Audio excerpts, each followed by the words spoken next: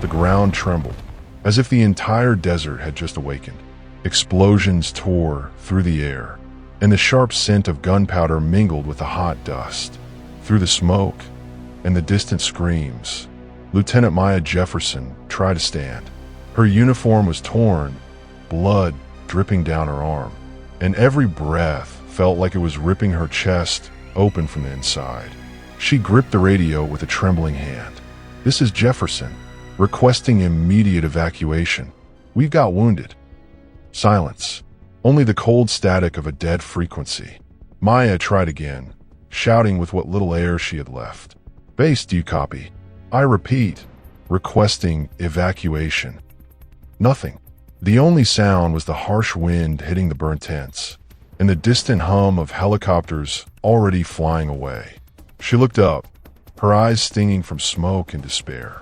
The helicopters drifted farther and farther, their blades slicing through the sunset as they left her behind. For a moment, Maya believed they would come back for her, but they didn't. The ground around her was a graveyard of debris and bodies. Brothers in arms, men she had trained with, laughed with, shared what little food and peace the war allowed, now lay still, nameless, futures erased. Maya stumbled toward one of them, Sergeant Lewis. He was sprawled across the dirt, his helmet a few feet away. She knelt beside him and touched his face. "Cold, you promised you'd make it home," she whispered, her voice breaking. A metallic clank caught her attention. Amid the rubble lay a twisted military case, marked with the emblem of their operation. She brushed off the soot and read the faded words. Ghost Protocol. Her mind began to connect the pieces. None of it made sense. The mission had been rushed, the orders vague, the maps incomplete, and now, no extraction team in sight. Maya reached into the side pocket of her pack and froze. A torn photograph. It was a picture of her squad, but her face had been ripped out.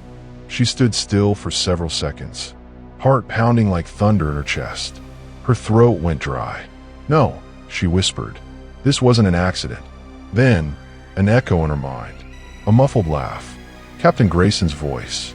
The same man who'd given her the mission. "Orders come from the top, Jefferson.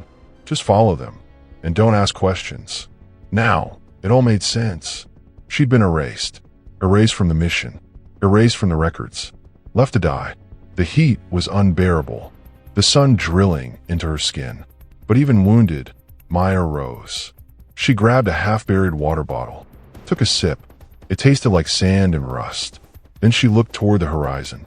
Nothing but desert and smoke. She thought of her mother, the last call before deployment. "Baby, never let anyone tell you you don't belong where you fought to stand.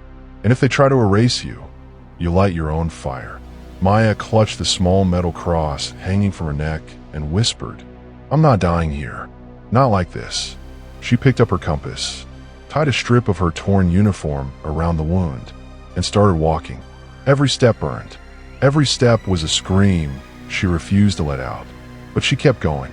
The sun fell, and the desert stretched endlessly ahead. Inside her, something burned hotter than the heat. The certainty that they hadn't just betrayed a soldier. They betrayed a woman who believed in what she wore.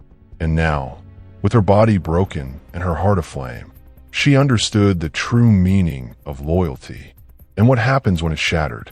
Maya looked up at the sky one last time and said, in a hoarse voice, "They thought they could erase me, but I'm still breathing." And she kept walking, alone, wounded, but alive. With every step, she left behind the pain and carried with her something stronger than revenge, the will to prove she still existed. 3 days passed beneath the burning sun and the freezing desert nights. She survived on scraps of rations and sips of dirty water. Maya's body was covered in dust, wounds, and silence. When the Allied helicopter finally flew over the region, she gathered every ounce of strength she had left and waved a blood-stained piece of her uniform. The rescue was swift, but what came after would hurt far more than any physical wound. When she arrived at the main base, no one greeted her with relief. The soldiers who saw her step off the aircraft just exchanged uneasy glances, as if they were staring at a ghost. An officer in a spotless uniform approached, his face unreadable. "Name and rank?" he asked flatly. "Lieutenant Maya Jefferson, Unit 316. The man glanced at his clipboard, then looked up, startled. "That's impossible," he said. "Jefferson's been dead for over a week." She met his gaze. "I'm right here. Flesh and blood." The officer hesitated, said nothing, and simply motioned for her to follow. They led her into an isolation room, took her uniform, confiscated her belongings, and left her alone for hours. No doctor came to treat her wounds. No officer asked what had happened. When the door finally opened, 2 intelligence agents stepped in, both in dark suits, cold eyes, faces carved from stone. One of them set a folder on the table.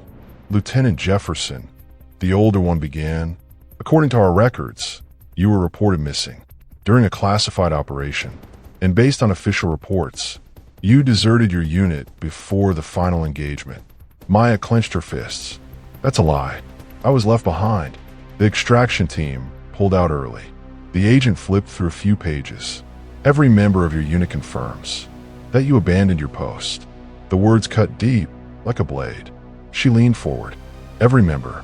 All of them," he said, "including Captain Grayson." Her heart tightened. Grayson, the man who had recruited her, the one who said he believed in her. She remembered the jokes whispered during training. "Don't worry. Grayson will take care of his golden girl." She'd always pretended not to hear. But now, it all made sense. Maya took a slow breath. "I want to speak to the captain." The agent's tone was ice. "He's on assignment, and until further notice. You're under investigation for treason and desertion." She stayed silent for a moment, then lifted her head, steady, defiant. "If I deserted," she said quietly, "I wouldn't be here." The man replied without blinking. "Or maybe you came back to cover your own tracks." They left the room. The door slammed shut, and once again, she was alone. Hours later, a nurse entered to dress her wounds. Quick, detached. Maya asked, "How long have I been declared dead?" The nurse hesitated. 8 days. "And what did they say about me?" The nurse looked down. "They said you ran, that you caused the mission to fail." Maya lowered her eyes. Her chest burned. "And my mother?" she whispered. "Does she know?" The nurse shook her head softly. She received the death notice. Their words pierced her like an invisible bullet. Her mother must have wept for a body that was never found, must have buried an empty coffin. Maya lay back on the stretcher and stared at the ceiling. The hum of the air conditioner was the only sound. Inside, she was split between despair and rage. She knew that in cases like hers, black women were rarely heard. And in the army, when prejudice mixes with power, the truth is the first to die. Days later, she was discharged from the infirmary. But they gave her no uniform, no bunk, no ID. The word deserter hung over her like a shadow. No one greeted her. No one met her eyes. She lived in a small room near the military hospital, trying to figure out what to do. Until one morning, something was slipped under the door, an unmarked envelope. Inside, a single printed sheet with a short line. "Not everyone came back, because you weren't supposed to." Her blood ran cold. Maya read it again and again. Fear folded into certainty. Someone wanted her dead. She looked out the window and saw 2 men in suits watching from a distance. The same kind as the agents who'd interrogated her. From that moment on, Maya understood she wasn't just fighting for her innocence. She was fighting for her life. Alone in the tiny room, she whispered to herself, "You erased me from the records. Now you'll have to deal with the ghost." The clock neared midnight when Maya decided she could no longer wait for justice from those who tried to erase her. The base administration building was nearly empty. Only a few lights and the soft whir of old ceiling fans. She pulled on her worn coat, hid her face beneath the hood, and moved silently through the halls. She knew where to go. She'd spent years on that base, knew every shortcut, every office, every late-night officer. Tonight, she wasn't a lieutenant. She was a shadow. On the 3rd floor, a metal plaque read, "Restricted Archives. Authorized personnel only." She drew a breath. The access card she still carried worked. Whoever should have deactivated it hadn't. The reader beeped. The green light blinked. Maya slipped inside.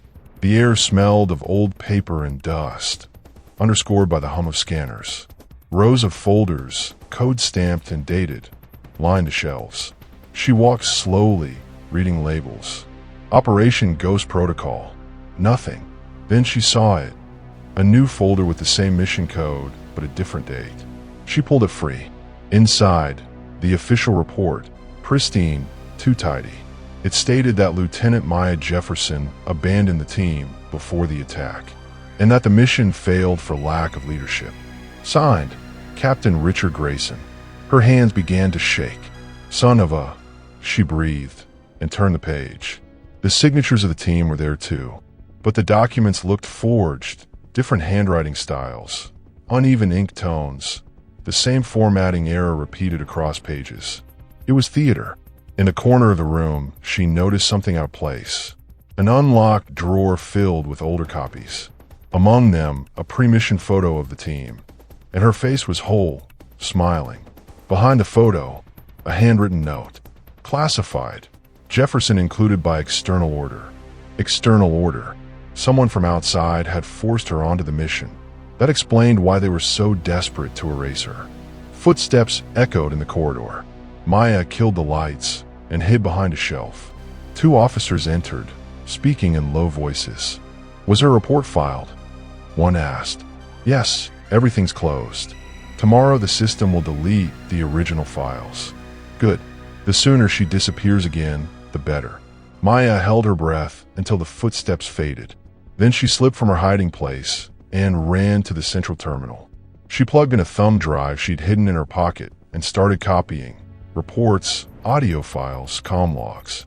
Each file was a piece of the truth. The copy bar hit 76% when boots sounded again, closer this time. She crouched, heart racing. A flashlight beam cut across the room. "Who's there?" a man shouted. Maya yanked the drive free, shut down the monitor, and bolted for the emergency exit. Sirens began to wail. Alarms filled the corridors. She took the stairs 2 at a time, blood roaring in her ears.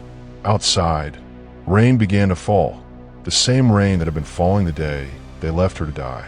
She ran to the lot and hid among the vehicles, lungs burning.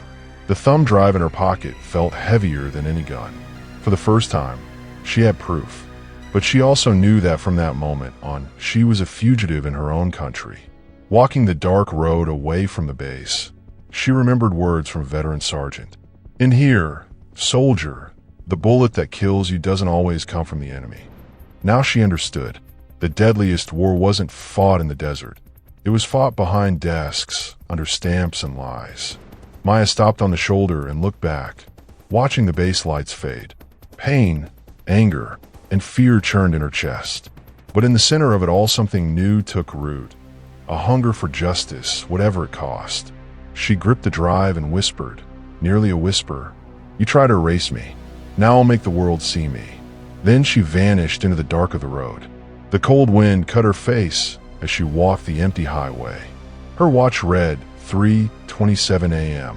Her body ached, her head spun, but instinct kept her moving. On that drive was her only chance to prove her innocence, and maybe to stay alive. She made her way to a small nearby town, blended in with truckers and forgotten veterans. She found Eli Turner, an old Army analyst she'd served with 5 years before.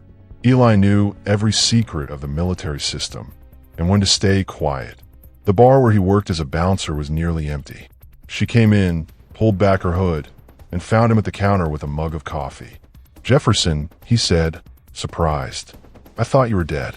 "I thought so too, for a while," she replied, tired.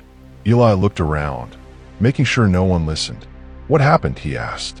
Maya set the thumb drive on the bar. "You need to see this." "But not here." They went to the back of the bar, where Eli kept a small office. He booted up the laptop and plugged in the device. Files began to populate the screen. Reports, voice logs, command memos. Eli raised an eyebrow. "Where did you get all this?" he asked. "From the base archives, before they wiped everything." He clicked an audio file. Captain Grayson's voice filled the speakers, cold, surgical. "Jefferson cannot come back. If she survived, deal with it before the press finds out. Eli froze the playback and stared at her, shocked. They wanted you dead. Maya nodded, eyes brimming. And they're trying again. Eli fell silent for a few seconds, then began to type furiously. This system's layered with military encryption. But if I trace the mission links, I can find who authorized Ghost Protocol. Do whatever it takes. Minutes passed. The clack of keys was the only sound, until Eli stopped and frowned. This isn't just a mission, Maya. How do you mean? Someone altered the records directly from the Advanced Command Department in Washington. It's not something a captain can do on his own. Her heart sped up. Who's behind it? She asked. Eli took a breath. The command name attached is General V. Howard. Maya was silent for a moment. Howard, she knew the name. A highly respected general, the public face of equality and honor in the armed forces. But behind closed doors, he'd built a reputation for selective promotions and quiet orders that always left black soldiers on the worst assignments. Her stomach turned. So it's him. Looks that way. But be careful. That man has too much reach. If he knows you're alive, he'll send people after you. Tires hummed on the road outside. Eli looked out the window and went pale. 2 black cars were approaching. They tracked you, he whispered. Maya killed the laptop and pocketed the thumb drive. Eli opened a side door. Go out the back. Take the old highway to the next town. I'll slow them down. I can't leave you here, she said. He cracked a small, sad smile. I died once for them when I blew the whistle on a commander. This is just a replay. Go. She hesitated, then ran. Through the crack of the door, she heard men bursting into the bar. Shouts, heavy boots, glass smashing. Then, one gunshot. Maya closed her eyes for a second, swallowing the sob, and kept running down the wet road, rain mixing with the distant cracks of gunfire. Each drop on her face felt like a reminder of the price paid by anyone who dared chase the truth. At that moment, she realized the enemy she faced didn't wear a foreign uniform. He wore the same badge she once saluted, stained now with silence and power. The rain hammered as Maya reached the main road. Headlights of passing trucks lit her tired face for a blink, eyes full of fear and fury. Soaked, alone, a distant siren somewhere in town. She knew, by instinct, that Eli was dead. There was no way he had escaped. With his death, the secret they'd been exposing became even more dangerous. Maya ducked under the awning of an abandoned gas station and tried to breathe. She pulled the thumb drive from her pocket and stared at it. A small piece of metal that suddenly meant more than a life. She needed time, allies, but time was exactly what she didn't have. Across the country, an emergency meeting was underway. General Victor Howard watched a grainy screen showing Maya leaving the base days earlier. Jefferson's still alive, an officer reported. Howard folded his arms. I see. Then fixed that mistake. Quietly, he turned off the monitor and sat for a long beat. His eyes were hard, almost colorless. Let the record stand, he murmured. Desertion is the end of the line for her. Meanwhile, Maya crossed the country, changing buses, names, clothes, sleeping in cheap motels with the thumb drive hidden inside a shoe.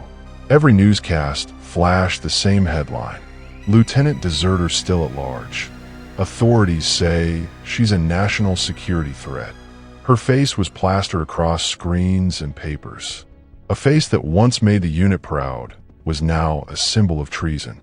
At a roadside diner, hood pulled low, she listened to the broadcast as the woman behind the counter muttered, "What a shame. A woman in uniform shaming the country." Maya bowed her head and swallowed the anger. Her phone buzzed in her pocket. A message from an unknown number. "You don't know me, but I can help. Meet me at the old train station." Alone. She hesitated. A trap, maybe, or her only shot. Hours later, she was there. Wind moaned through broken windows. The drip of water echoed hollow. Footsteps. A man stepped from the shadows. Young, a trimmed beard, wearing a faded military coat. "Maya Jefferson?" he asked. She raised her gun. "Who are you?" "A friend of Eli's. He told me if anything happened, I should find you." Slowly, she lowered the weapon, wary. How do I know you're telling the truth? He produced an old army badge. I was kicked out 2 years ago for challenging General Howard's orders. He ruined my career the same way he tried to ruin yours. Maya breathed out. What do you want? She asked. Justice. But you have to survive first. He led her to an old rail depot where he kept a battered computer. He opened a window to an encrypted database. Eli and I were building a dossier on ghost operations, he said. Secret missions sent with no official record. Always troops of black or Latino soldiers. None came back. The floor seemed to tilt under Maya. So Ghost Protocol was one of them. They knew there'd be no return. It was a silent purge. Her throat went dry. They killed their own and pinned it on you to cover it up. Silence fell. Rain rattled the panes. Maya stared at the thumb drive, then at the man. Then let's finish them, she said. He nodded. To do that, we need to make the evidence public. But if we do it now, they'll hunt you as a terrorist. They're already hunting me, she replied, steady. I'm not running forever. Engines roared outside. The two glanced at one another. They found us, he said. Maya cut the lights and gripped her gun. Then it's time to actually fight. Headlights sliced through the dark.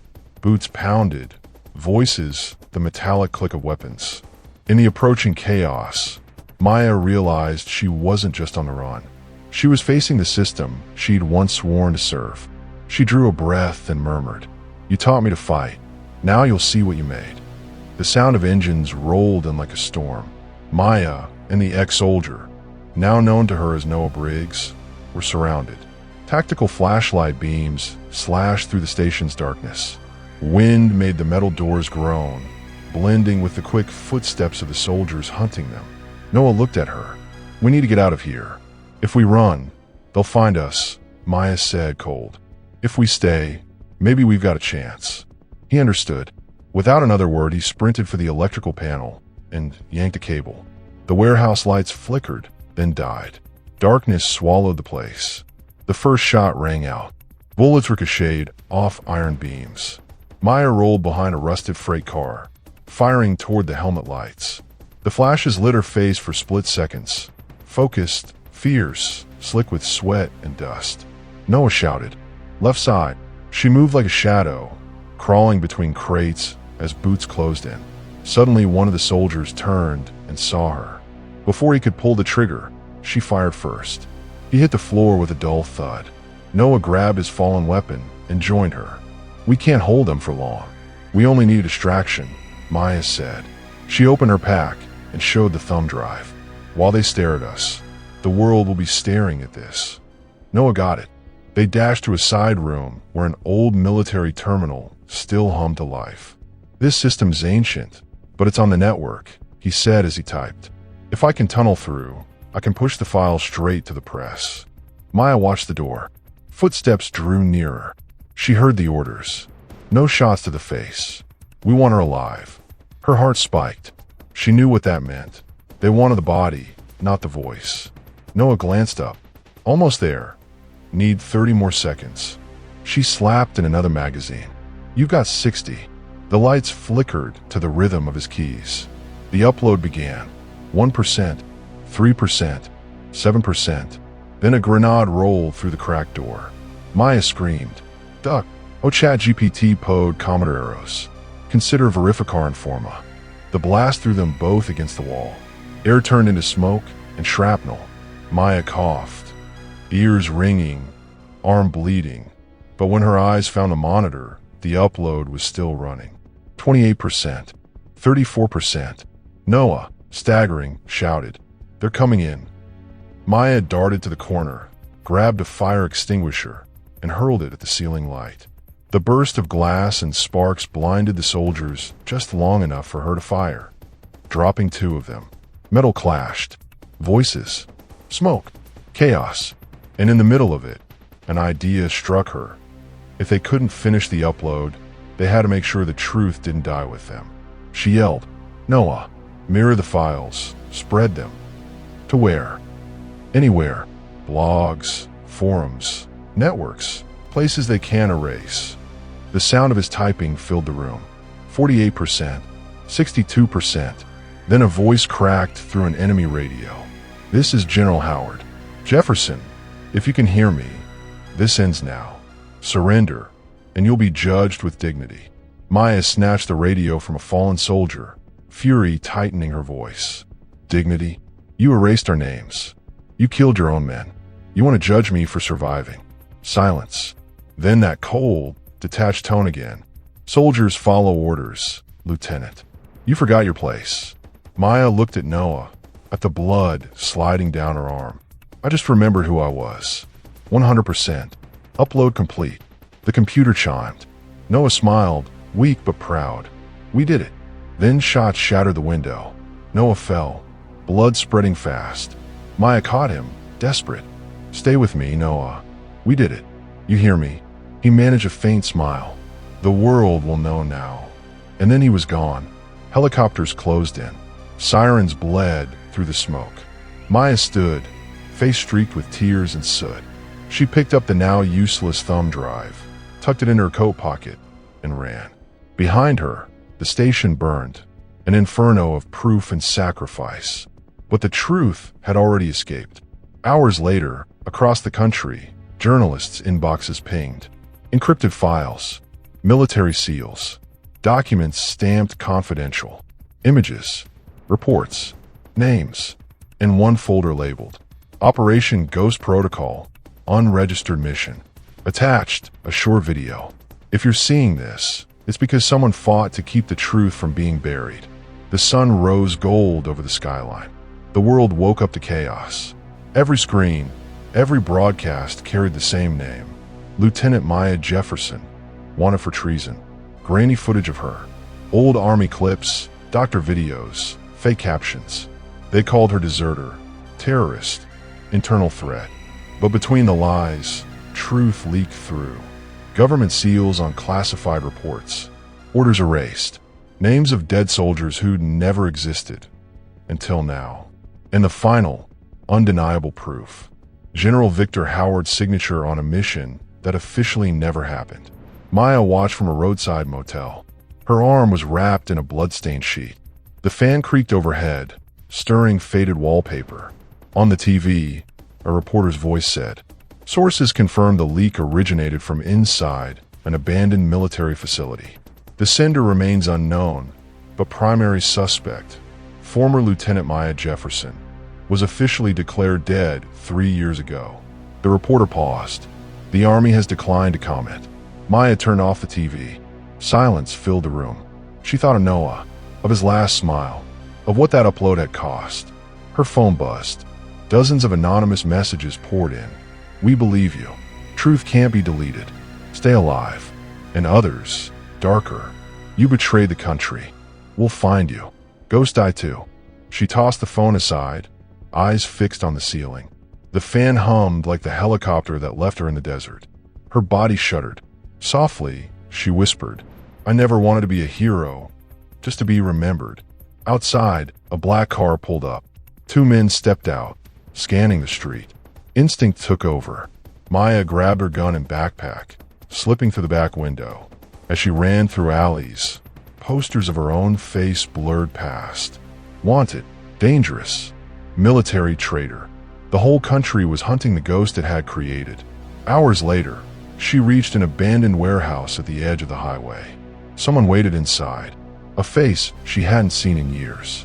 Captain Reggie Turner, the only black officer from her old base. He raised his hand slowly. "Heard you were dead. Thought the same about you." They stood in tense silence. Reggie spoke first. "The leak hit hard. They're coming for you, and anyone tied to that mission. You knew about Ghost Protocol, didn't you?" Maya asked, steady. He hesitated. "I did. Try to warn you, but back then, no one listened to people like us." Her voice sharpened. "People like us. The invisible ones," he said quietly. "The ones who fight, bleed, and then get erased from the report." Maya's breath caught, chest tightening. "And now you're the only one who can finish this. There's something you haven't seen." He opened a folder, showing a photo. A woman in uniform. "Who's she?"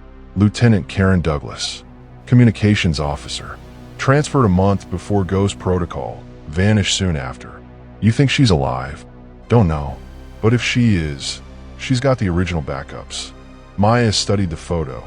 The woman's eyes looked like they were asking for help. Where? Somewhere in rural Virginia. I've got a contact who can trace her. Maya slipped the photo into her pack. Then that's where I'm going. Reggie caught her arm. Maya, they won't stop. You don't get it. What you uncovered isn't one mission. It's a whole machine. People with medals and offices in D.C. She met his eyes. I'm not doing this for revenge, Reggie. Then why? She drew a breath, steady calm. Because if I let them erase my name, tomorrow they'll erase yours too. Silence, heavier than any explosion. Reggie nodded. Then let's call this the second mission. They stepped out into the cold dawn. City lights flickered in the distance, sirens howling somewhere far behind. The hunt for the ghost continued. But now, the ghost had a purpose. The road stretched ahead, long, empty, shrouded in mist. Reggie's old car rumbled forward, the hum of the engine blending with the low murmur of the radio reporting the Maya Jefferson case. In the passenger seat, Maya stared at the horizon, silent. Her body ached, but what hurt most was the weight of fighting something invisible, a system that smiled in daylight and buried its own in silence. Reggie glanced at her. How long's it been since you slept? Since the day I died. He chuckled, weary. Still got the same dark humor. And you, she said quietly, still got the same fear, Captain. The sound of the engines approached like a storm. Maya and the ex-soldier, who she now knew was named Noah Briggs, were surrounded. The glare of tactical flashlights cut through the darkness of the station. The wind made the metal doors creak, blending with the hurried footsteps of the soldiers hunting them. Noah looked at her. We need to get out of here. If we run, they'll find us, Maya replied coldly. If we stay, maybe we stand a chance. He understood what she meant. Without another word, he ran to the electrical panel and yanked a cable. The warehouse lights flickered, then died completely. Darkness swallowed the place whole. The first shot echoed. Bullets ricocheted off the steel beams. Maya rolled behind a rusted train car, firing toward the glow of helmets in the dark. Each muzzle flash lit her face for a heartbeat. Focused, determined, streaked with sweat and dust. Noah shouted, "Left side." She moved silently, crawling between crates as the soldiers closed in. Then, one of them turned and spotted her. But before he could fire, she did. His body hit the ground with a dull thud. Noah grabbed the fallen weapon and joined her. We won't hold them off for long. We just need to distract them. Maya opened her backpack and showed him the flash drive. While they're watching us, the world will be watching this. Noah understood. They ran to a side room, where an old military computer still hummed faintly. This system's ancient, but it's connected to the network, he said, typing fast. If I can open a tunnel, I can send the files straight to the press. Maya guarded the door. Footsteps grew louder. She could hear orders being shouted. No shots to the face. We want her alive. Her heart pounded. She knew what that meant. They wanted her body, not her voice. Noah looked up. Almost there. Need 30 more seconds. She reloaded her gun. I'll give you 60. The lights flickered in rhythm with the clacking keys. The upload began. 1%, 3%, 7%. Then, a grenade rolled through the doorway. Maya screamed, "Down!" The explosion threw them both against the wall. The air filled with smoke and shrapnel. Maya coughed, ears ringing, blood running down her arm. But when she looked at the monitor, the upload was still alive. 28%, 34%. Noah, staggering, shouted, "They're coming in." She grabbed a fire extinguisher and hurled it at the ceiling light. Glass shattered, sparks flew, chaos. Just enough to confuse the soldiers. She fired back, dropping 2 of them. Metal clanged, smoke rose, and the air became a storm of noise. But amid the chaos, one thought hit her. If they couldn't finish the upload, they had to make sure the evidence didn't die with them. She yelled, "Noah, duplicate the files. Spread them." To where? Anywhere. Blogs, forums, networks, anywhere they can't erase it. The sound of his typing grew frantic. 48%, 62%. Then a voice came through the enemy's radio. "This is General Howard. Jefferson, if you can hear me, this ends now. Surrender, and you'll be treated with dignity." Maya grabbed the fallen soldier's headset and answered, her voice trembling with anger. Dignity? You erased our names. You killed your own soldiers. And now you want to judge me for surviving. Silence. Then that cold voice again. Soldiers follow orders, Lieutenant. You forgot your place. Maya looked at Noah, at the blood on her arm. No, she said quietly. I just remembered who I was. The upload hit 100%. The computer beeped. Noah smiled, bloody but triumphant. We did it. Then, bullets shattered the window. Noah fell. Blood spilled fast. Maya caught him, desperate. Stay with me, Noah. We made it. Do you hear me? He smiled weakly. Now the world will know. And his eyes closed. Helicopters roared above. Sirens filled the air. Maya rose, face streaked with tears and ash. She took the flash drive, now useless, but symbolic, and slipped it into her coat. Then she ran through the smoke, disappearing into the night. Behind her, the station burned. But within the flames, the truth had already escaped. Hours later, across the country, journalists received encrypted files stamped with the Army seal. Images, reports, names, and among them, one file stood out. Operation Ghost Protocol, unregistered mission. The video's caption read, "If you're seeing this, it's because someone fought to keep the truth from being buried." The sun rose behind the skyline, painting everything gold. The world was waking up to chaos. Every screen, TV, phone, radio, echoed the same name. Lieutenant Maya Jefferson, wanted for treason.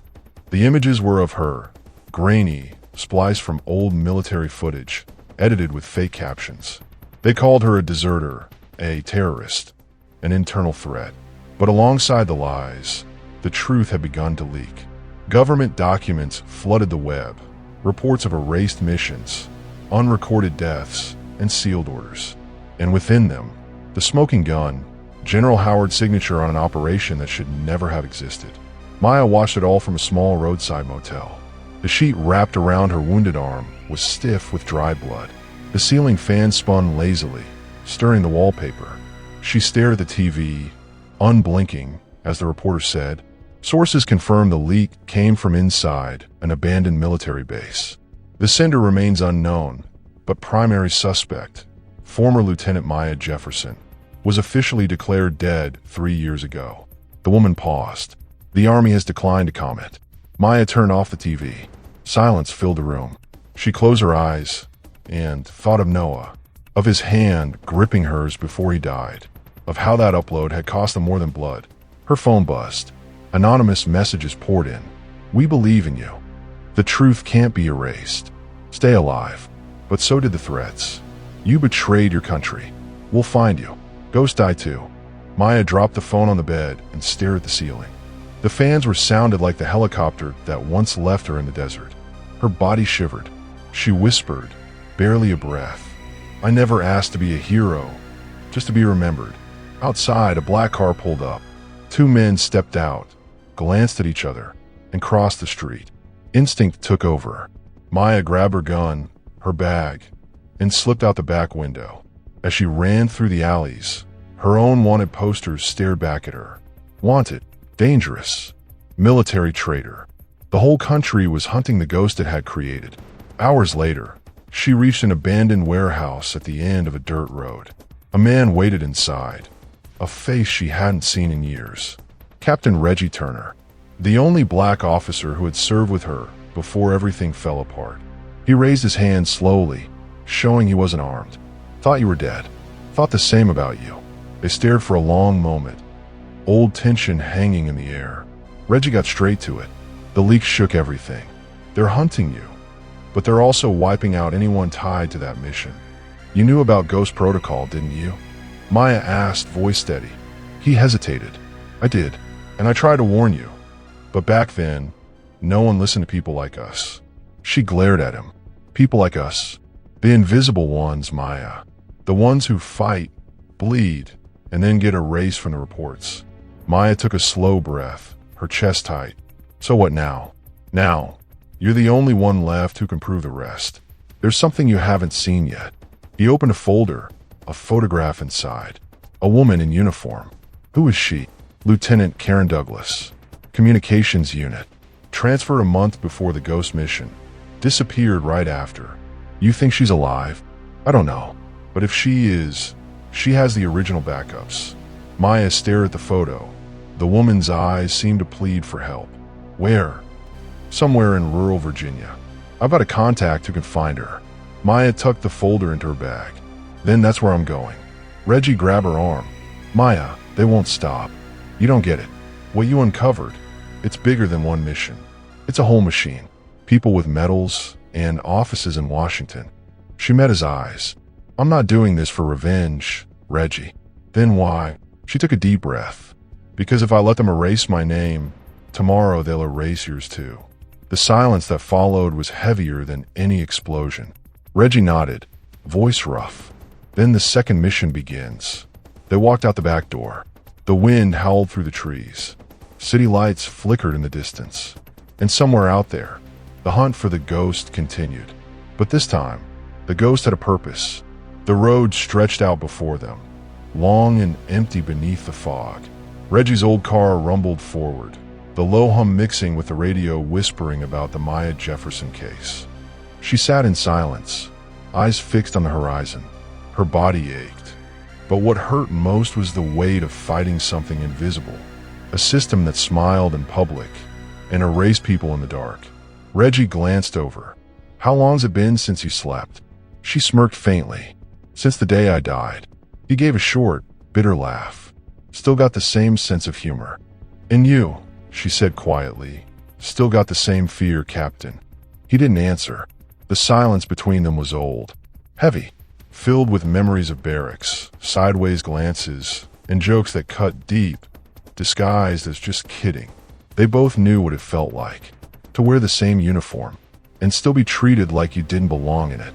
Hours later, they stopped at a gas station. The air was cold enough to bite. While Reggie filled the tank, Maya stepped into the convenience store. She grabbed a coffee and magazine, and froze when she saw her own face on the cover.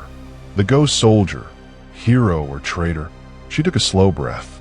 The woman behind the counter, gray hair, kind eyes, looked at her without recognizing her. Hard to know who to believe these days, huh? Maya's voice came out low. Yeah, especially when the ones telling the story are the same ones who erase the others. The woman nodded, not fully understanding, but smiled softly. Well, good luck, honey. Whatever it is you're looking for. Maya gave a faint smile and left. The cold wind hit her face. Across the road, Reggie finished refueling. The car's headlights caught the faded sign by the highway. Welcome to Virginia. By late afternoon, they reached a small town hidden between the trees. Old houses, quiet streets, and that uneasy feeling that someone was always watching. Reggie parked in front of an abandoned mansion. This was where Karen lived before she disappeared, he said, checking the map. Looks like a graveyard, Maya muttered. Maybe it is. They stepped inside carefully.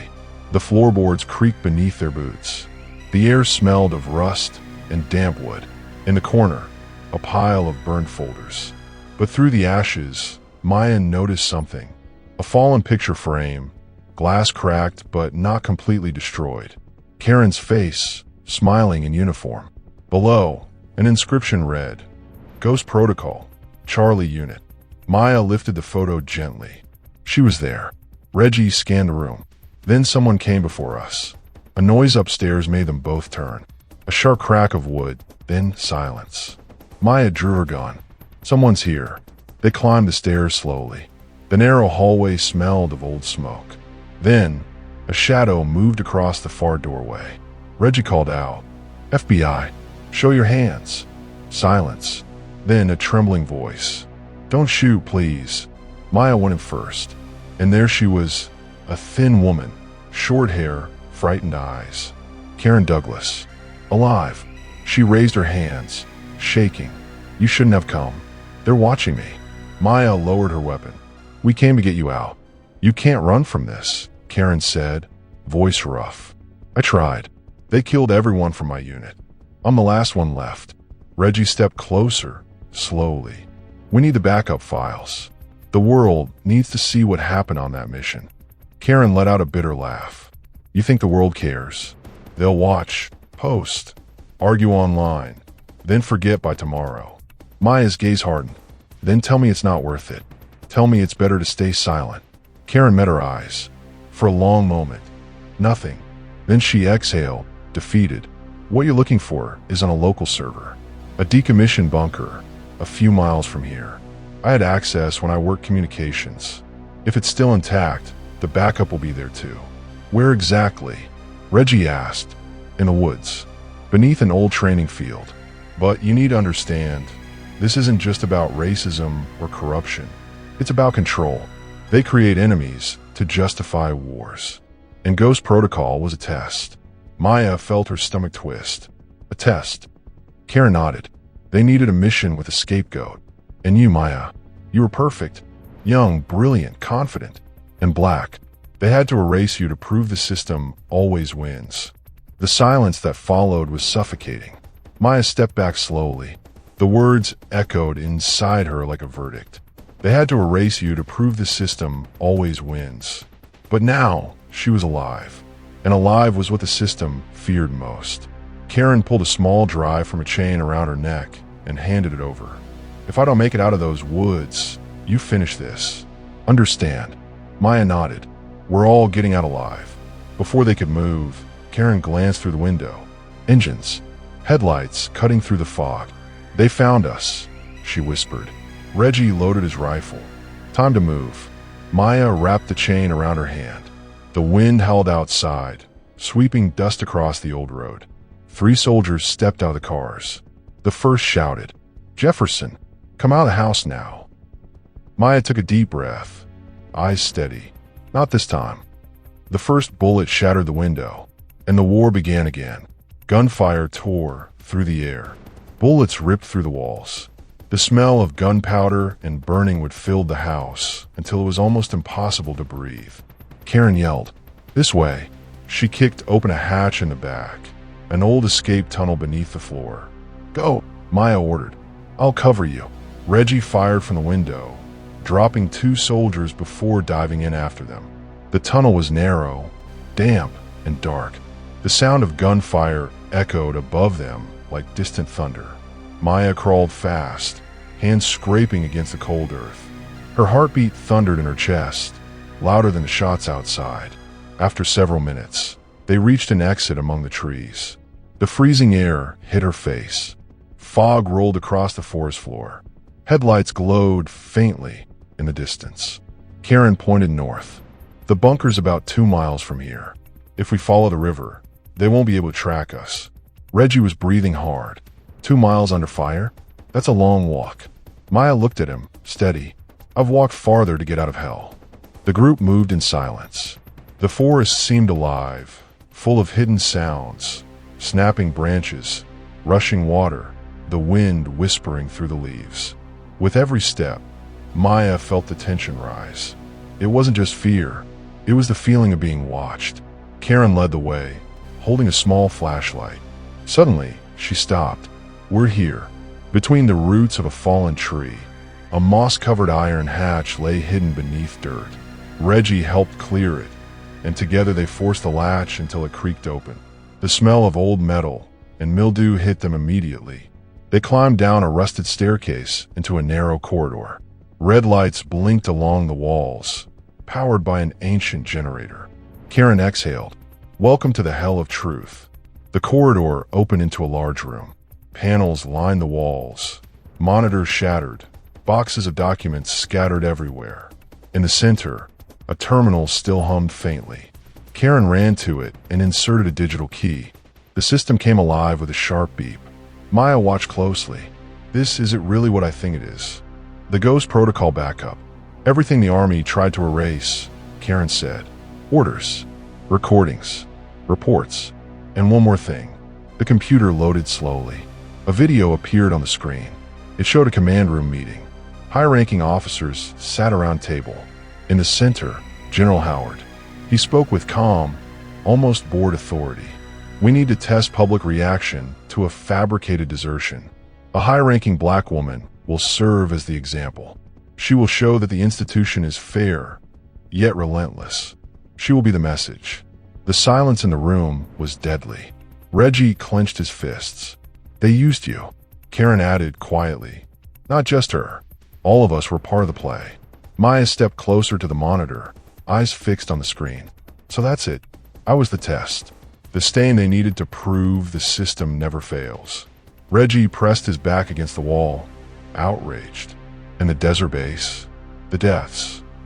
Karen turned her face away. It was staged, until it wasn't. The attack was supposed to be simulated, but someone ordered live ammo. When things went off the rails, they decided to erase everything. Maya ran her hand through her hair, heart hammering. The images shifted, reports, photos, names, even intercepted messages. Then something caught her eye, a document labeled classified, Operation Falcon. She opened it. At the top, authorization for elimination of Ghost Protocol witnesses. And among the names, Karen Douglas. Maya looked at her. You were on the list. Karen lowered her head. I know. That's why I've never slept peacefully again. Before they could continue, the generator began to falter. The lights flickered. Reggie scanned the room. They traced the signal. We've got minutes, maybe less. Karen began transferring the files to the drive on the necklace. The sound of helicopters grew louder overhead. The ground trembled. Maya gripped the necklace, voice firm. If we die, let it be fighting so the world can see this. Reggie raised his rifle. Karen continued typing. Upload, 82%, 89%. Suddenly, explosions above them. Dust fell from the ceiling. Shouts of orders came from outside. No one gets out alive. Maya positioned herself at the corridor entrance. Her gaze carried the weight of someone who had already died and wasn't afraid to do it again. The first soldiers entered the tunnel. She fired. Each shot echoed with the weight of years of injustice. Karen shouted, 100%. The drive beeped. She yanked it from the computer and slipped it back onto the necklace. Reggie held the ladder to the exit. We have to go now. But the ceiling began to collapse. Maya pushed Karen toward the ladder. Go, and you'll make it. Karen hesitated, then climbed, crying. Reggie looked back. The bunker was collapsing. Maya shoved him. Reggie, go now. He shouted, I'm not leaving you. You left me once already, remember? Don't do it again. She fired one last shot before the explosion consumed the corridor. Everything became light, fire, and then silence. Hours later, the forest burned. Helicopters hovered above. Through the smoke, Karen and Reggie emerged, coughing, covered in soot. They looked back. The bunker had vanished beneath the rubble. Karen wept. She stayed there. Reggie held the necklace in his hand. No, while this exists, she's still alive. Inside the chain, the drive pulsed with a faint blue light. The last record of the ghost operation. The sun rose weakly behind the mist. The forest still smoked, the scent of scorched earth mingling with metal. Karen and Reggie walked slowly down the dirt road, coated in ash, trying to conceal the necklace that now carried more than data. It carried Maya's soul. For a moment, the silence between them was heavier than any explosion. Karen stared at the ground, trying to hold back tears. Reggie walked beside her, face set hard, as if every step was a painful memory. She should be here, Karen whispered. Reggie didn't answer. His eyes were red, but he refused to look weak. You know she wouldn't want to be saved, right? He said after a few seconds. Maya, she was always like that, always staying until the end. Karen exhaled deeply. The problem is, her end was never the end. It was just another beginning. The two continued until they reached a paved road. An old truck approached, and Reggie raised his arm. The driver, a simple man, looking tired, stopped, wary. We're coming from the north. The camp's on fire. We need to get to town, Reggie improvised. The man looked them over. You soldiers. Karen answered quickly. We were. Now we just want to get home. The driver nodded and opened the door. Get in. The truck rolled down the road for hours. Karen stared out the window, lost in her thoughts. Every passing tree seemed to whisper Maya's name. She could still smell the smoke, feel the heat of the explosion, remember the lieutenant's last look before everything fell apart. Reggie broke the silence. What if we can't get any of this out? You know what will happen to us, right? I know. They'll call us traitors. Karen turned her face. So that's what being patriotic means now. Speaking the truth is treason. Reggie's jaw tightened as he looked ahead. For them, yes. Karen clutched the necklace around her neck. The small blue glow of the drive still pulsed.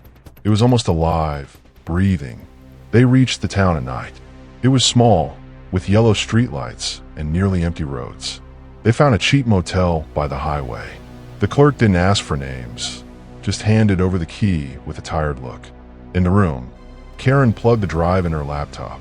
The system recognized it instantly. Dozens of folders appeared.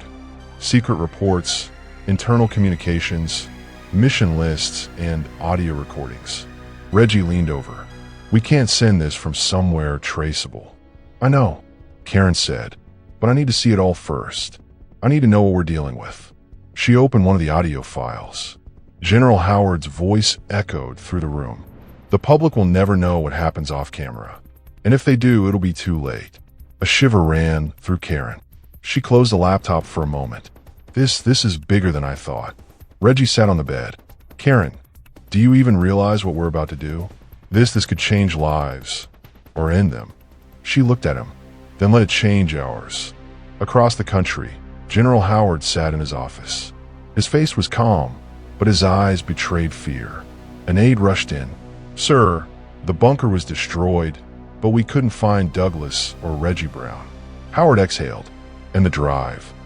Gone. The general stood, adjusting his uniform. Then start the hunt. No one disappears in this country without leaving a trace. Back at the motel, Karen and Reggie try to plan their next move. Traditional media won't publish this, Reggie said. They're afraid. They've been bought. Karen thought quickly.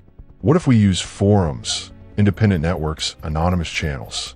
You really think anyone will believe two fugitive ex-soldiers? I don't need them to believe me.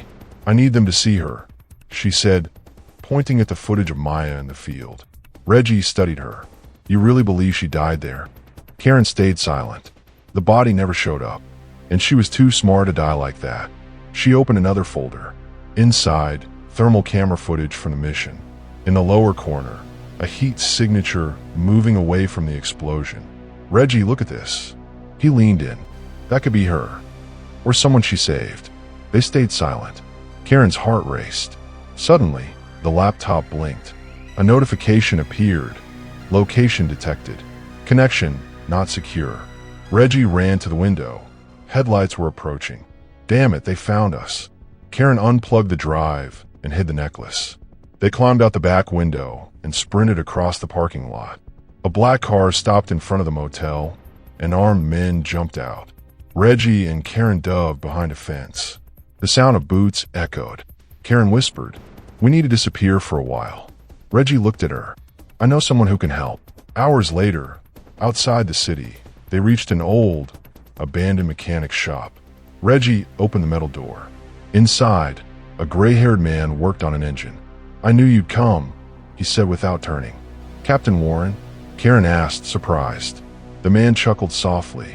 "Ex-captain, and from what I've heard, so are you too." Reggie explained quickly what had happened. Warren listened in silence, nodding occasionally. When they finished, he went to a drawer and pulled out a small safe. From it, he retrieved an old radio and a cryptographic communication card. "If you want to do this right, you'll need a secure network. I still have a few contacts, people who haven't forgotten what the system does to those who speak too loudly." Karen smiled, relieved. "Thank you." "Don't thank me yet," Warren replied. "When you hit that button, there's no going back." That night, Karen stayed awake by the makeshift fire.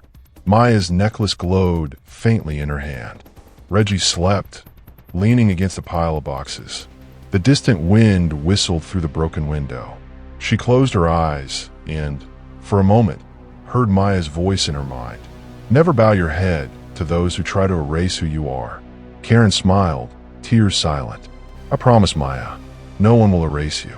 The next morning, they were ready. Karen plugged the drive into Warren's system. A network map appeared on the screen. Satellites, secure networks, alternative channels.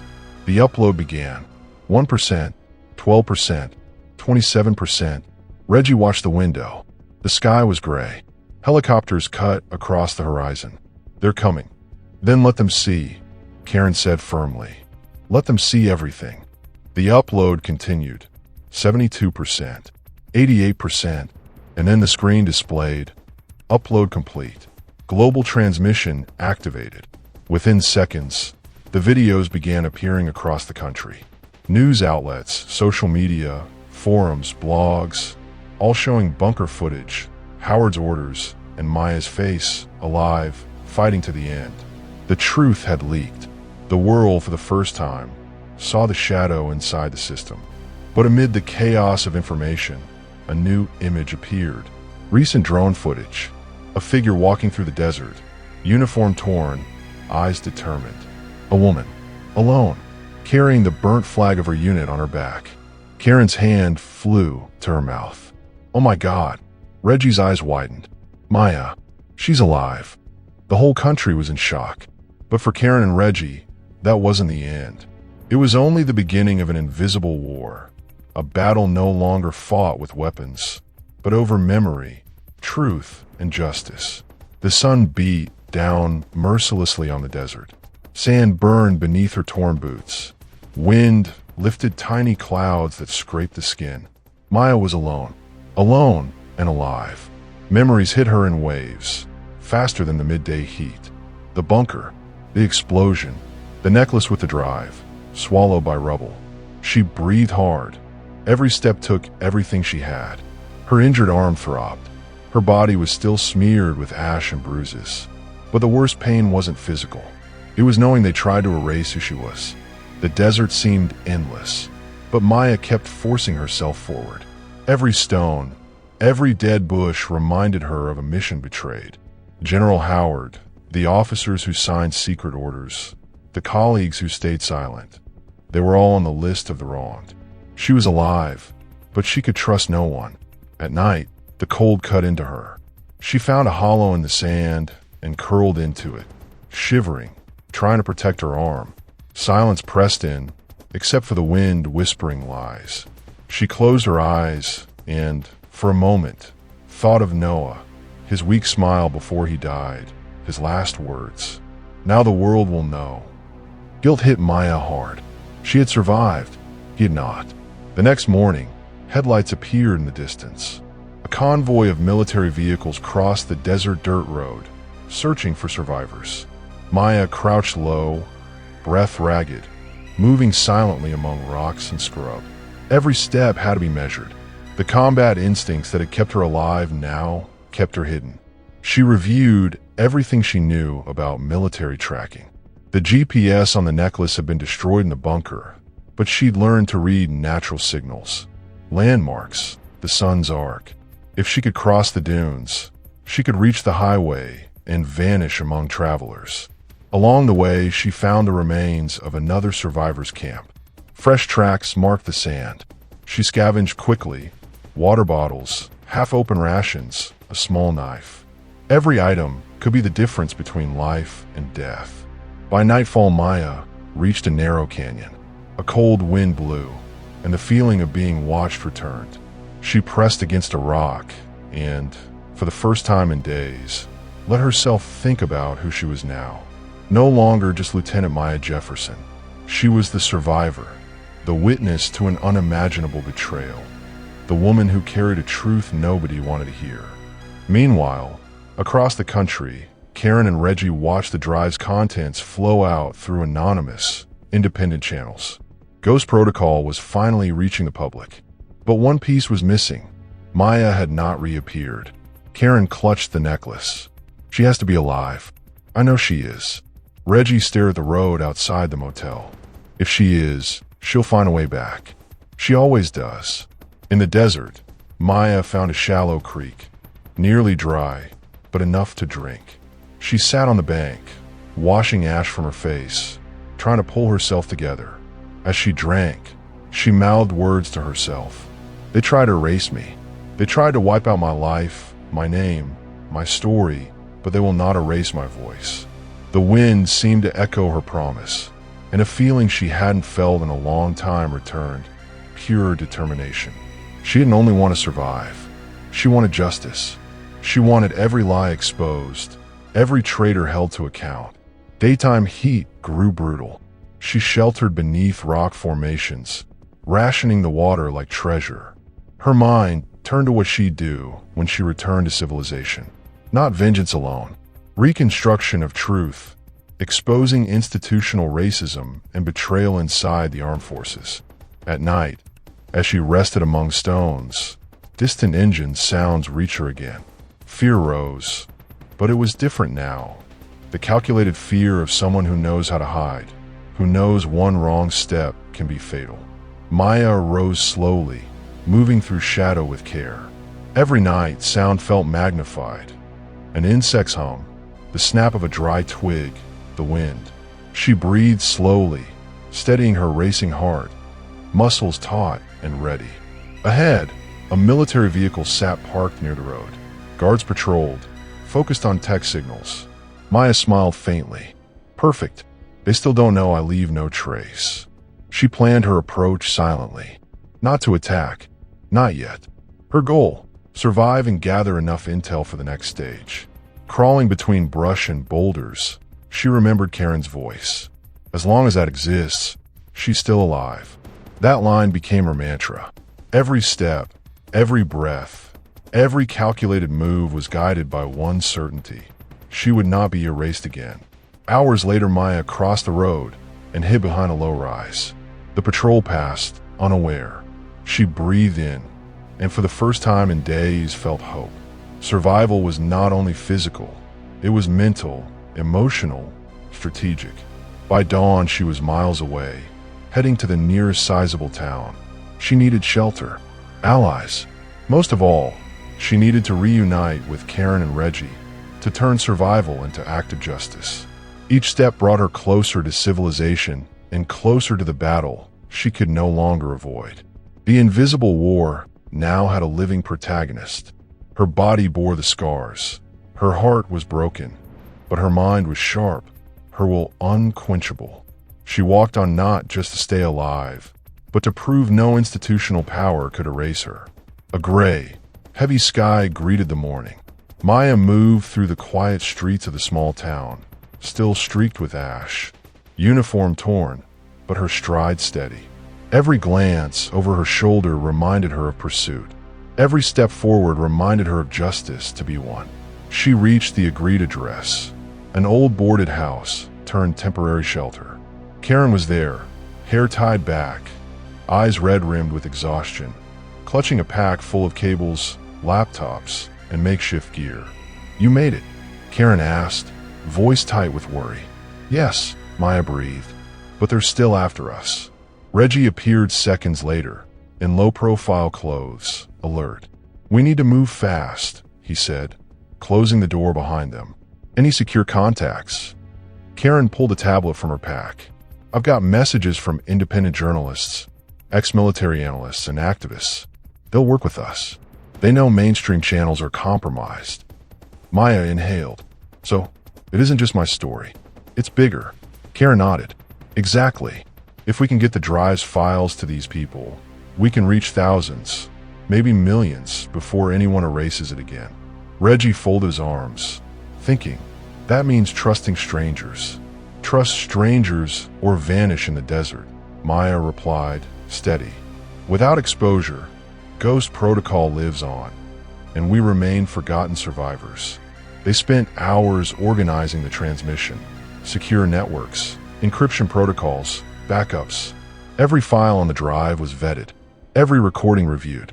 Maya sat through footage of secret meetings, signed death orders, and racist strategies within the army, and struggled to keep her rage and grief contained.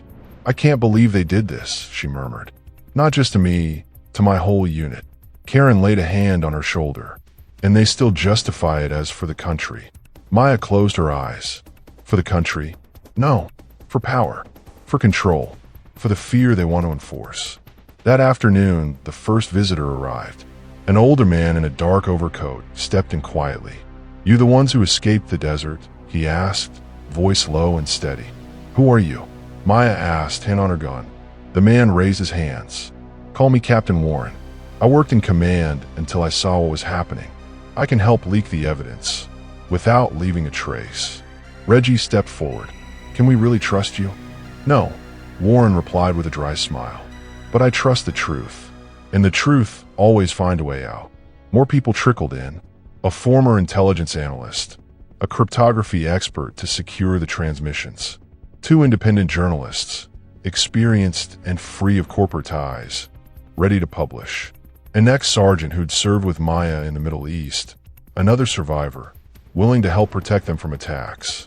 Every arrival raised both hope and risk. Maya realized the mission would only work if they trusted one another, despite different pasts and fears. That night, the group planned the first action: build a secure network, send the encrypted files to trusted journalists, and stash a physical backup in a safe place. Maya sat with Karen and Reggie, maps spread across the table. If they try to trace us, Maya said, we need alternate routes. They won't back down. And if they find the bunker we blew? Karen asked. There's no trace, Reggie said, but they'll be suspicious. We must stay mobile, stay invisible. Hours later, the team was ready. Journalists received the files through secure links. The ex-sergeant mapped escape routes and wiped digital trails. Warren double-checked every protocol, ensuring no one could link the drive to their location. When it seemed finally set, Maya took a quiet moment for herself. She sat in a corner of the makeshift room and looked at the necklace, the drive still pulsing faint blue. She breathed deep, remembering what she'd lost and what she still had to fight for. I promised no one would erase you, she whispered to the necklace. Karen watched her with understanding in her eyes. We won't, Karen said. We're more than survivors now. We're witnesses. The tension in the room was raw. Everyone knew the stakes. One wrong move could mean capture or worse. But Maya's resolve, joined by these unexpected allies, made them stronger than fear. In the small hours, as the first files went out, the story began to spread. Leaked files exposed Ghost Protocol, evidence of racism and cover-ups in the armed forces. Former Lieutenant Maya Jefferson, previously declared dead, possibly alive and central to revelations. Confidential sources confirmed top officers signed orders to cover up soldier deaths. Maya watched every post, every share. At last, truth was breaking through, but safety was fleeting. On the horizon, military helicopters appeared, sweeping the nearby towns. They were not safe. Karen looked to Maya. Think she'll show up now? Her voice quivered. She always shows up when they least expect it, Reggie said, forcing a smile. A fresh spark of hope touched Maya. Then let's keep her alive until she does. And as the files continued to spread, the resistance began to grow. People across the country started questioning, debating, demanding answers. The system that had tried to erase the truth had underestimated the strength of one determined survivor. The invisible war was only just beginning. But now, Maya had unexpected allies, a protective network, and above all, the certainty that no one could erase who she was or her story. The large auditorium was packed. Cameras, journalists, activists, and attentive citizens filled every space. The atmosphere was electric, almost tangible. The world was about to witness something it could never have imagined. Maya waited backstage, observing every movement. Her uniform was dirty, her arms still bearing the marks of injury, her hair plastered with sweat and sand. She took a deep breath, feeling her heart race. Every step she would take here would be a statement. She was alive, and no one could erase her again. Reggie and Karen were beside her, checking equipment, microphones and cameras. All set. Reggie asked, "I serious?" "Always," Maya replied, gripping the necklace with the drive. "Let's show them who really controls the system." In the center of the stage, the host looked out at the audience, announcing, "Tonight, we have an extraordinary story of survival and courage." The murmurs grew as images from Ghost Protocol began to appear on the large screens. Photos, videos, secret reports. The audience fell into complete silence. It was impossible not to feel the weight of what was being revealed. Maya took a deep breath and stepped onto the stage. Each step echoed through the room, carrying years of injustice, pain, and betrayal. As she reached the center, the lights focused on her. The silence turned into shock. Maya Jefferson, the host announced, barely able to believe what he was seeing. She raised her hand, holding the necklace firmly. "Good evening," she said, her voice steady but filled with emotion. "For years, I was told to disappear." The murmurs grew louder. "For years, they tried to convince me that my life, my career, and my existence were worthless." She paused, looking directly into the cameras. "But I am here." The audience was frozen, absorbing every word. "Ghost Protocol is not just a military operation," Maya continued. "It is proof that racism exists within the armed forces. That there are people who manipulate systems, issue death orders, and try to erase anyone who dares to be different." Tension rose. High-ranking officials in the audience tried to keep composure, but their eyes betrayed fear. They knew they could no longer control the narrative. "I survived a mission designed to erase me. I survived explosions, betrayals, attempts to silence me. And I am here so everyone can know the truth." Lights flickered. Cameras captured every detail. "This is not just about me," she said, pointing to Karen and Reggie. "These are my allies, the ones who helped me survive and ensure the truth was not destroyed." On the screens, images of the destroyed bunker, helicopters, burned files, and the list of officers began to appear. The audience murmured, some shocked, others trying to grasp the magnitude of the revelation. "This is just the beginning," Maya said. "What you see here are only fragments. Justice still needs to be served." She took a deep breath, and then something unexpected happened. From the back of the room, a group of officers tried to interrupt the broadcast, attempting to block the digital files. Maya did not flinch. "You tried to erase me once," she said, her voice cutting through the noise. "But I am not alone. We are all those who were silenced." Reggie, behind the stage, watched the officers manipulate the technology. "They won't succeed," he said. Karen nodded. "Not as long as the truth is in our hands." Maya continued, "To all of you who tried to erase me, who manipulated systems, who signed death orders, know that the world is watching, and there is no turning back." The audience began to applaud. Some stood, others cried. Cameras across the country broadcast the moment live, quickly going viral. "This is the lesson I want everyone to learn," Maya said, tears in her eyes. "No matter how powerful a system is, no one can erase courage, determination, and truth." She looked at Reggie and Karen with silent gratitude. "Without you, I would not be here. But now, this story is no longer just mine. It belongs to all who fight against invisible injustices." As the audience cheered, officials realized they could no longer hide anything. The impact was immediate. Investigations were launched, journalists began publishing full reports, and social media amplified every detail. "They will try to retaliate," Karen said, still by her side. "Let them try," Maya replied with a determined smile. "This time, we are not alone." The host returned to the microphone, trying to regain control. A story of courage that transcends generations and systems. Lieutenant Maya Jefferson finally reappears and reveals one of the largest cover-up operations in recent history. Maya took a deep breath, feeling both the weight and the release of the moment. She was alive, and more importantly, she had not been erased. After the event, she was approached by survivors of other military operations who had been silenced. "Thank you for giving us a voice," said a young soldier, emotional. "It wasn't just my voice," Maya replied. "It was ours." As she walked out of the auditorium, the sun rose over the horizon. The morning heat lit her worn but determined face. She knew the battle was far from over. There was still justice to be done, corrupt officials to confront, and systems to expose. But for the first time in years, Maya felt something she had long missed: true hope. She had risen from the ashes, stronger, more aware, ready to turn her survival into real change.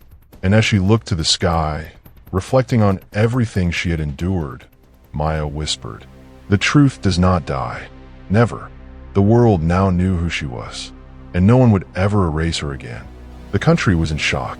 The Ghost Protocol files had gone viral in hours. Every citizen, independent media outlet, and social network now had access to evidence exposing racism and corruption within the armed forces. Maya observed from a secure shelter with Karen and Reggie. The necklace with the drive glowed faintly on her chest, reminding her that the truth was not just a digital record. It was a living force that no one could erase. "They'll try to react," Reggie said, watching the news. "Internal investigations, political pressure, attempts to discredit us. Let them try," Maya said firmly. "The truth is already out of their control."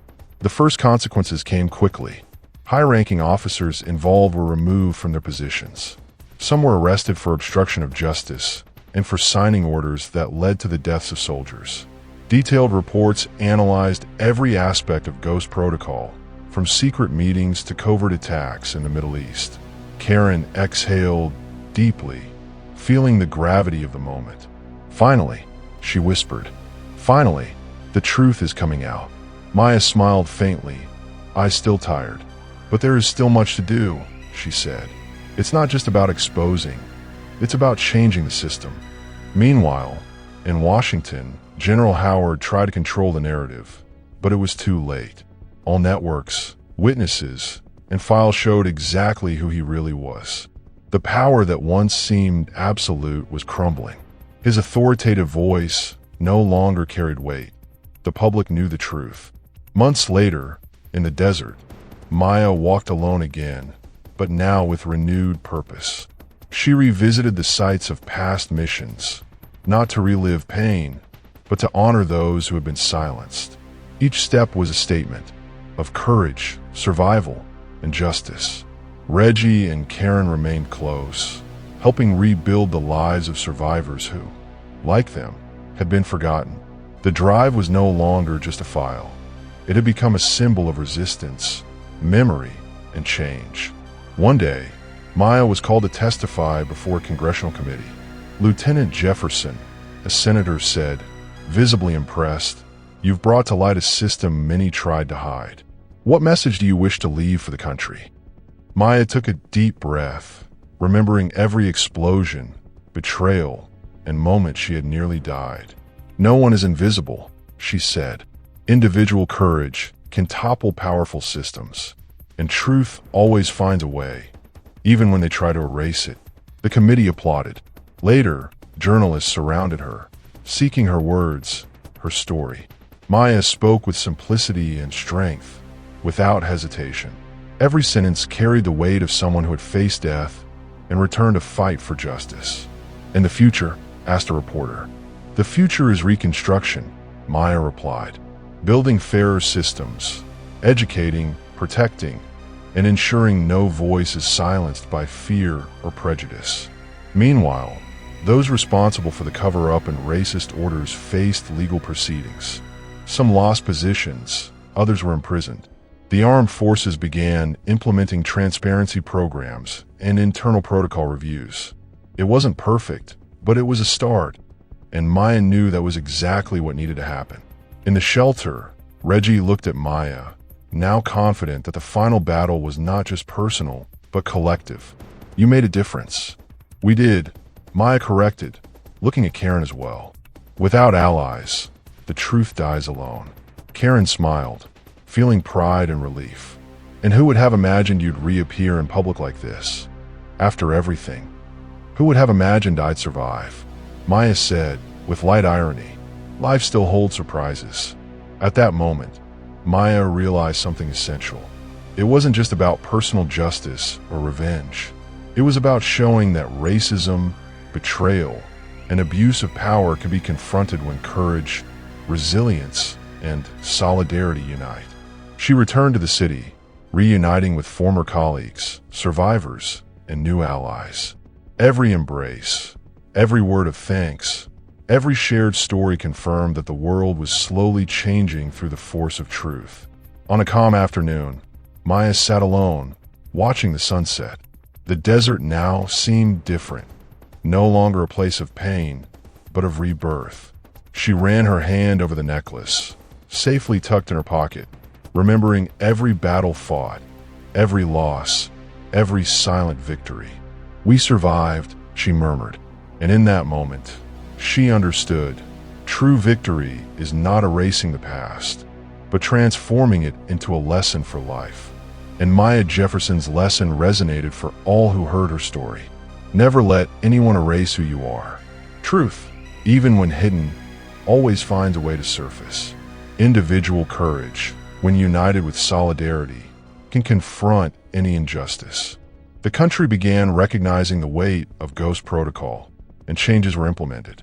More importantly, the story of Maya, Karen, and Reggie inspired thousands not to remain silent in the face of racism, betrayal, or injustice. Their story was not just about survival. It was about resistance, truth, and redemption.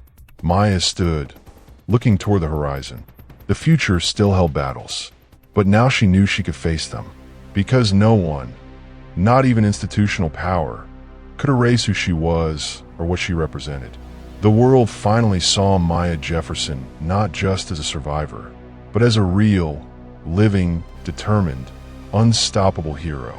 This story reminds us that courage, truth, and resistance can confront even the most powerful systems. Major Maya Jefferson has shown us that no one can erase who you are, and that the truth always finds a way to emerge. Share this story, and comment below. What is the most important lesson Major Maya Jefferson taught you? This is very important to us. Also, tell us in the comments which city or country you're watching from. We love knowing where our viewers are from. And of course, don't forget to subscribe to the channel and turn on notifications so you don't miss the next story showing that respect, courage, and justice are earned, not bought. See you in the next video.